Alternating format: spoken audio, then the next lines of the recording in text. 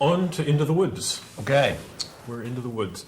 What I've pulled out here is there was a section of motives that you'd sketched out. Right. These are absolute traditional leitmotifs. Let me, before you even ask your question, Okay. The original intention was I was going to have each character personified by an instrument and by a theme. So this is literally my master sheet. You notice how neatly this is written, even though it's got some erasures. It's because this is a compilation of things I worked out on other sheets. And this is my master list with each character notated at the left hand or over the or over each motif, so that B and BW means Baker and Baker's wife. When I see BW, incidentally, that was also my initials for beggar woman. So every now and then I look at that and think, wait a minute. But that's what these are, and W is witch, and et cetera, Cinderella's mother. So I determined that I was going to have a whole series of themes, and then utilize them. So that's what this sheet is. But okay, go ahead now. Well, I sort of thought that, but what surprised me is, aside from the bean theme, which we'll talk about it in a little later, when I looked through all of your motives there and started rewriting them, I realized that virtually all of them started with a second, either a major or in a few cases a minor second, and it just was sort of extraordinary. It all came out of I wish. Yeah, I just decided. I decided that each thing. Again, it's that thing we talked about yesterday. Okay, you got 10 characters here. Well, I'm making it up. There may be 11. There may be 9. And each one's going to have a theme. And then there's the bean theme. And so how do you hold them, how do you utilize these in tandem? And the same, why bother to write themes unless they're going to somehow relate to each other? So just as most of the themes in Passion relate to those first 5 notes, or the bugle call, which are the 2 things.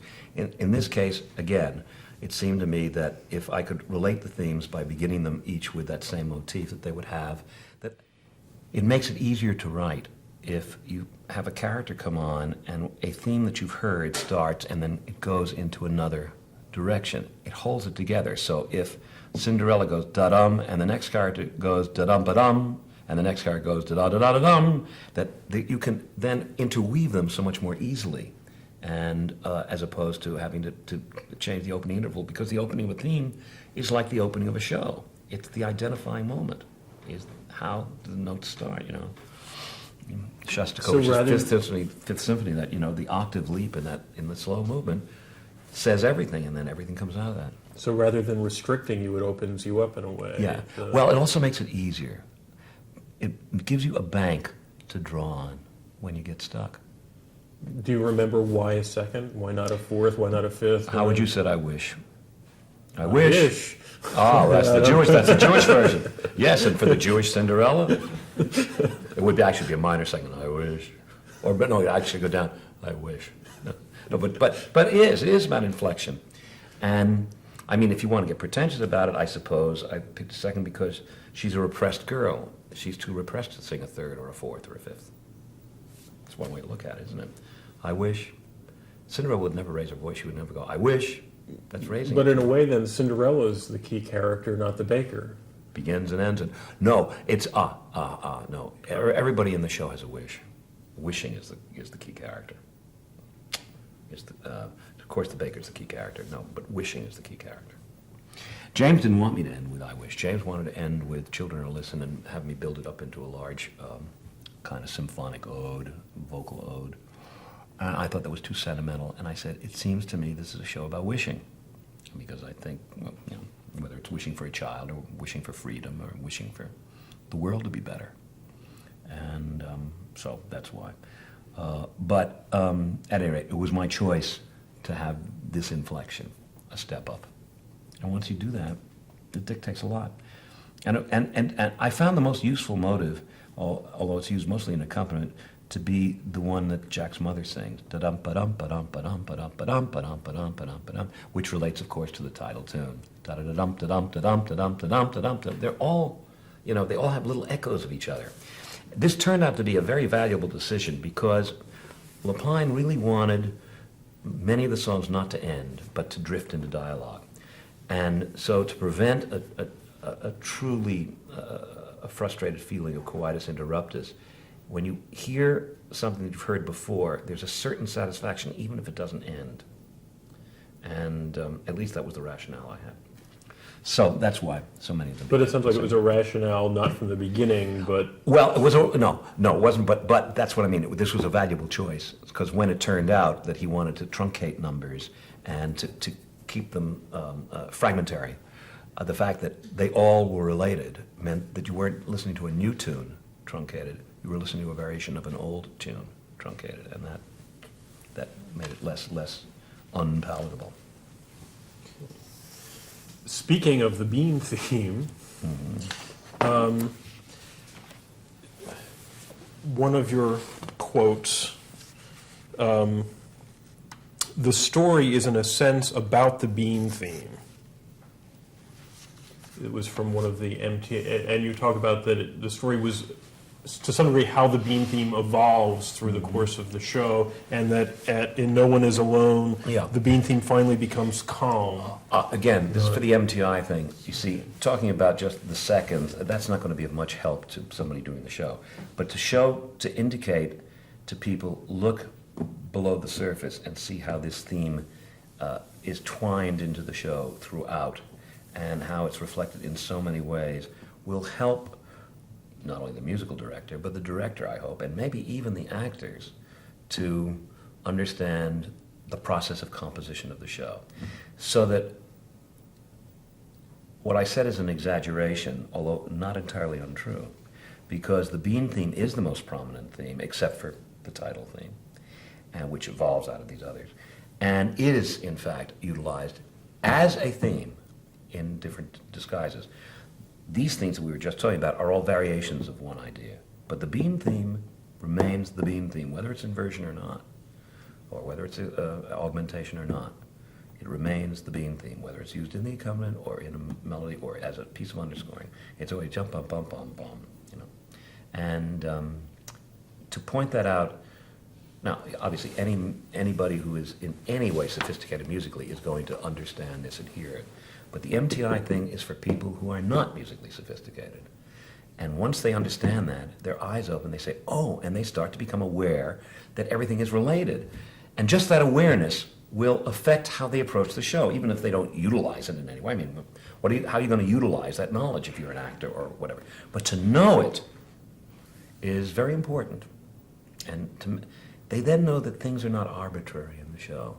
And I'm going to guess that it helps them unify the show in terms of acting styles, in terms of scenic approach, whatever. If they know that the music is conceived not bitsy-piecey, but that has some kind of overarching notion or set of notions, maybe that will reflect itself in the work they do. I really believe that. Now, I may be full of it. That may not happen at all, but it can't hurt, as they used to say in the old Jewish joke. You mentioned just now inversions of the theme, for instance, and I know there's one during People Make Mistakes. That's the big one. What was the decision that that's a place to hear an inversion of the Bean theme? What does that say? Nothing. I was always impressed. I had a nice moment with Richard Rodgers before I worked with him when I was in my late teens, and because of Hammerstein, I went up to his office. Maybe it was later. But I said one of the things I admired so much was how the release of People Will Say We're in Love was the inversion of the main theme. And he looked at me as if I were crazy. He had no idea that it was. It was instinctive on his part. And it was something Milton Babbitt had taught me when he analyzed All the Things You Are and went through all the subtleties of what Kern had done. And I said, you mean he thought all these things up? He said, some of it was conscious. He said, but some of it was unconscious. He said, like, when you learn to drive a stick-shift car, eventually all that coordination becomes unconscious. Or riding a bicycle, which is my version of it. It becomes unconscious, all that coordination. So in Roger's case, he instinctively went for the inversion. In this case, I just went for it because it was conscious. I was looking for release, and I knew that I was using the Bean theme constantly in this song. I thought it would be fun to invert it here. And it makes for a nice chordal, that kind of Ravel chord there. It's very But nice. too much shouldn't be read intellectually into that decision there. Oh, intellectual, no. No. But certainly the utilization of the Bean theme in that song, even when it's not an inversion, is certainly deliberate. Have you discovered that you've done things unwittingly later than Only in pointed out to writing, you? not later, but during the writing, I will suddenly discover. If I believe that the unconscious is what writes, and that the way to write a song, or anything, I suppose, is to live, eat, and breathe it all the time, and that when you go to sleep, the work is done for you.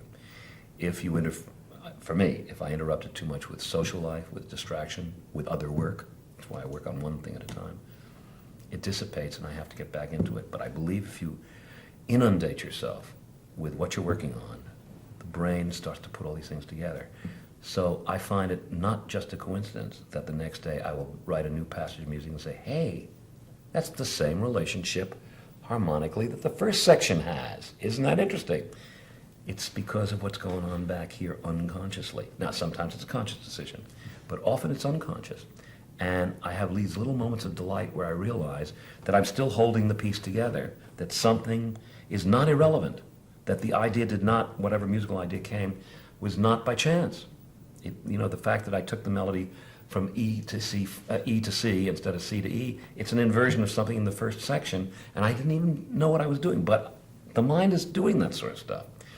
Often if you're stuck on something, everybody who ever writes, and I'm sure paints, or anything else creative knows this, is that you're stuck on something, you go to bed in the morning, you suddenly have fresh ideas. It's what happened overnight that makes those fresh ideas. And if you're working on one piece, those fresh ideas are germane to that piece. I do not get a late idea for follies while I'm writing Passion. No, the ideas all belong in the Passion score. They belong in that style, and they belong with those characters. And I'm a firm believer. How hard is it for you when you go back to revise Follies or something like that to Very, get back into... Very hard, which is why one of the songs, which is not a bad song, that I wrote for Follies in London called Country House Belongs in Company. It's the wrong style, but I knew what I wanted to say, but I couldn't get back into the Folly style. The other three songs were pastiches, and they were easy to get back into because you can say, all right, instead of that composer, I'll pastiche that composer. But this, which was a book song, I couldn't get back into the style. Just couldn't do it. How did you try to do it? I mean, did you go back and look at your sketches and... I listened to the score again, and I tried to inculcate myself into it. I couldn't do it. It's very hard. But it's partly because I'm one of those people who writes an entirely different show each time, and so as opposed to Rodgers and Hammerstein could, if they wanted to, could recycle stuff. Lenny recycled stuff all the time, as you know, and a lot of stuff from Candide went into West Side, and a lot of West Side went into Candide, and it fools the eye and fools the ear, but I can't do that. I just can't. The shows are too different in my own head, and so what is useful in one show is not in another, and therefore it means that if I'm working in a style for a year on Passion, and then I suddenly have to do a revival of Follies, I can't do it. I can't get back into it. It's going to come out like Passion. In looking at the sketches for Woods, it's the first time I remember consciously noticing it seemed that some of the thematic material was not just melodic, but harmonic. Oh, yeah. And there are chords that are themes. And Absolutely. And they generally relate to the title song because I wanted to kind of follow the Yellow Brick Road to go through the show. And because Into the Woods presents the problem of 3 or 4 major plots going on at the same time and 8 or 9 major characters going on at the same time, you have to be careful of, again, how do you carpet tack it? How do you keep the score from just like Stephen Leacock's character riding madly off in all directions? And one of the ways to do it is to keep reminding the audience through chords, because again, the characters have different themes, so you can't use reprises very much. So I reprised chords, but most of those chords show up in the title tune. But I even saw some chordal sketches, and they would be labeled Bean theme. Oh yeah. And what does that mean? I'd have to see this. I'd have to see the sketches, and my guess is that you take those 5 notes, which can be harmonized in many, at least as many ways as a Bach chorale theme, And so my guess is I was trying out different harmonizations for bum, bum, bum, bum, bum. You can take that and it can go into at least 3 keys that I can think of offhand. So right away you've got 3 entirely different territories, and within those territories you've got a 1 chord and a 1/6 chord and all that sort of stuff. So there are a lot of variations you can do there. I wanted a theme that was versatile. That's why I picked it. I don't know why it's my favorite song from the score, but I think it is. Oh, And really? On the Steps of the on Palace? the steps of the palace. And it's just, it seems pretty obvious on the face of it that the bass line of sort of the constant back and forth between 2 notes reveals a lot about the character of Cinderella there. But it really comes out of Very Nice Prince. That's really what this accompaniment figure out is. It's from Very Nice Prince. So it's really for the 2 of them. I wanted something liquid and running and calm. It's two girls getting together and dishing a ball, and I wanted something that felt like conversation flowing. That's really what this sort of vamp is about. Also, what that bass does is it blurs the harmony, so you're never quite sure where you are. You don't know whether this is a tonic chord or a dominant chord. And the unsettled quality was what I was working for. I thought, all right, 2 ladies who have differing reactions to the ball. One is jealous because she would love her life to be more tidy and glamorous, and she thinks the other one is a princess of some sort, and the princess has just had both a wonderful and terrible time and feels like a fraud. They're 2 very unsettled ladies. It's it's like Lucy and Jessie. Each one wants the other one's life. One of them says, must be wonderful to go home to a baker every night and know where you are. And the other one says, must be wonderful to be a princess, go to a ball. And each one says, yeah, but. So that unsettled quality, I'm sure, is what suggested. I don't even know if this was conscious, but it's my instinct. That's why I chose that. So what you get is this blurred, not demarked, and not uncertain harmonic flux. And I don't know if you ever know in this where you really are until, in Palace, you don't really know where you are until bar 23 when it says, oh, I see, we're in D major. In Very Nice Prince, I don't think you ever know where you are. Tell me, how do you compose a song and where the harmony itself is so uncertain? If you can't even be sure if you're in the dominant or the tonic here, how does that affect I the just think it's up to them. Let them worry about it. First of all, one could think of it as a kind of, there was a nice phrase, and I think you've heard me use it, in my counterpoint book in college. It was a very conservative little book on counterpoint, and the author disapproved of a certain technique and said, this is the refuge of the destitute. And I think this is the refuge of the destitute. It could be viewed that way. I don't think I felt that way, but the approach, actually, it's easier not to make up your mind, isn't it, as Cinderella points out. Okay. It reflects their state of mind. Sunday in the Park. It's sort of an extraordinary score, and unlike anything else. It's a show that's unlike any other.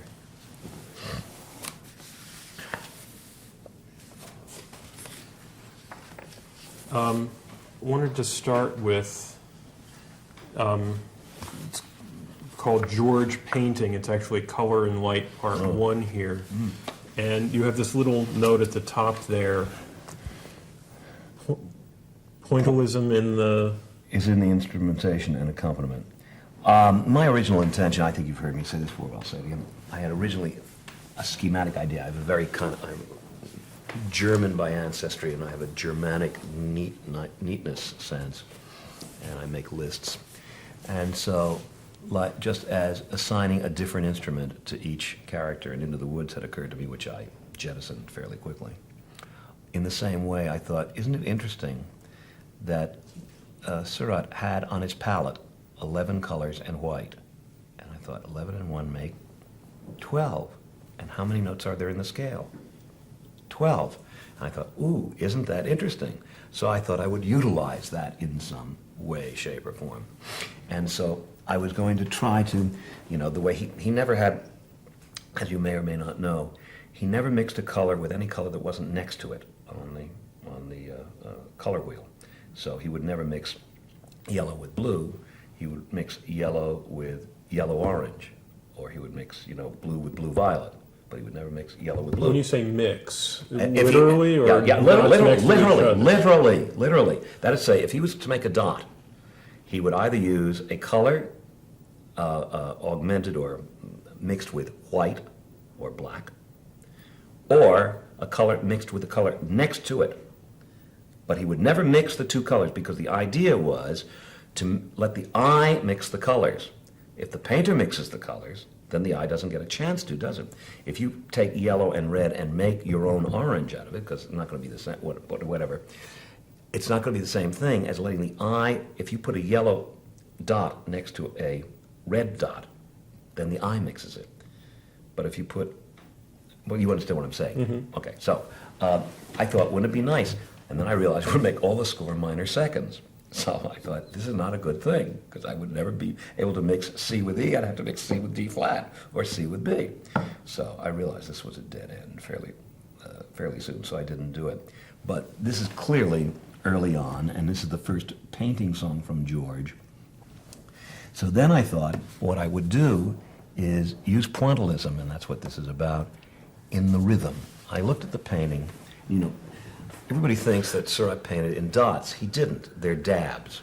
And there's a big difference, because if you look at the strokes closely in the painting, he could only have done it this way. So you could only do. Well, it's fairly boring on a stage. People think of it as dots, so I thought I will take the liberty of having him do like that, stipple. And in fact, if you look down, he never used lines. All the outlines and all the pointillist paintings that he did are the result of putting a line of yellow dots next to a line of blue dots, and the eye mixes them and makes its own illusion. You get up close to it, there are no lines, no lines. It's a series of dabs next to a series of dabs. It's a complete illusion. And that was his point. And, pun intended. But I thought on the stage, you can convey that, this is called taking liberties, by having him go like that. And I thought, okay, if I'm going to do that, then I'm going to have a rhythm in the accompaniment that's going to echo that. So it's and another thing I did, which is a holdover from his color. He has square palette, not the usual free-flowing palette. It was a square palette because he was very organized, and every color had to be next to every color, with a little white and a little black. And if you listen to the alternation, which becomes very important in the score between the major and the minor, da da da da da da da da da da da da da, it's because I was holding over that thing of the minor second, the notion that the alternation between a major third and a minor third is exactly, if you juxtapose those, it's exactly like just juxtaposing yellow with yellow-orange, or red with red-orange. It's exactly the same thing. And so, and the juxtaposition is the point of the score. The opening arpeggio is two major chords, one juxtaposed with the other. And in the same way, this is the juxtaposition major and minor, and it pays off in Move On, which is, Move On is a compilation of all the themes in the show in one song.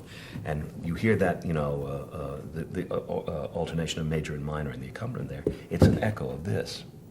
And it comes from that notion that I threw out of two notes right next to each other, and the ear would blend them into one note. And you want to know something? I really believe that in Move On, when that alternation occurs, that little major-minor alternation, that the ear blends those two things, and it comes out to be this unsettled but very poignant chord. At least it does to me. I really hear it that way. And not Subsequently, here. or No, just Move On, because it's legato. Here it's staccato, so you hear very, very distinctly the separation. Bum bum bum bum bum bum bum bum bum bum bum. You hear that, but when you're hearing move on, well, you have to move on, and I can't hum the accompaniment, but you know that under the on, after the cadence there, you hear bottom, bottom, bottom, you hear the major and the minor, they alternate, and what you get is a sense of, like moire, you get a sense of moire. And I think it tells. I think it makes it satisfying, because ordinarily that kind of uncertainty between major and minor would unsettle the audience. I think it feels like a cadence, and I think it's because it's been set up here. But did you think that before you wrote Oh, it? Or was it no. something you- Move on with something. I thought, okay, here's the culmination. What'll I do? I know. I'll take all the themes and put them together, and that's what I did. No, I had So not when you planned heard it. it, then all of a sudden... No, you when I had started to- writing Move On, I thought, hey, how about using that opening arpeggio as your accompaniment arpeggio?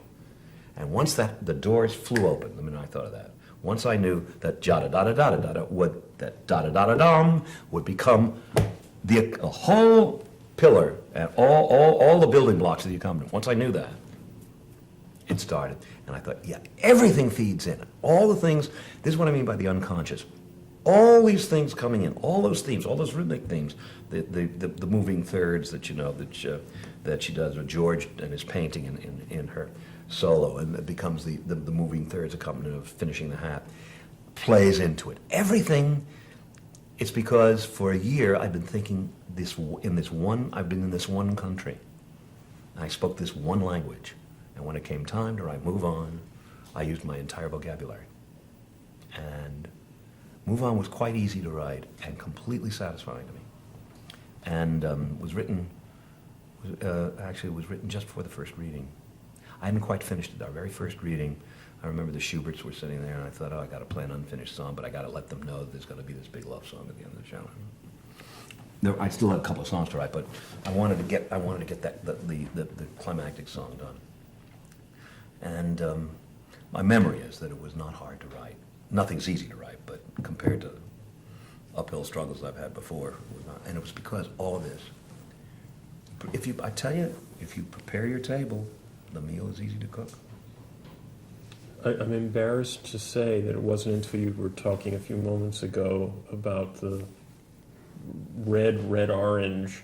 In the lyric, I always thought it was red, orange, but now for the first time I think it's red and red orange. Sometimes it is. And the only way have you ever seen the painting? Not in person. No. Go. First of all, it's the most magical experience. I can't talk about it without crying. It has such stillness in it. And of course, all the colors are faded now, you know. He got bad advice from his good friend, and the only nice one of that entire group was Pizarro. As you probably know, they were all awful people. But Pizarro supported him, and Pizarro, in fact, did some pointless painting. And Pizarro said, listen, there's this new kind of paint, and it has a real shimmer to it. And that's what Surratt was always after, was shimmer. What he didn't know was it was the kind of paint that fades. By 1891, when Surratt died, the painting was only 8 years old. The colors had already started to fade. It's now behind glass at the museum because, you know, and it's no sunlight's hitting it and all that sort of stuff. It's still pretty vivid. But when you go up close and see what this man did, it's thrilling. And each one of those is a choice. 3 million choices. I mean, however many dabs there are. And of course, it's a transitional painting, you know, it's not pointillist entirely. He started to paint it with his kind of short strokes that he'd used on Bathing Dazzniere. And then halfway through, somebody said, I think it was Pizarro, said, why don't you use this technique you've been trying, these seascapes with, the little dotting techniques? And he said, all right.